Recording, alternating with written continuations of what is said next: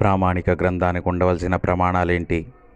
ఏ గ్రంథంలో అయితే భూత భవిష్యత్ వర్తమాన కాలాలు లిఖించబడి ఉంటాయో అదే ప్రామాణిక గ్రంథం.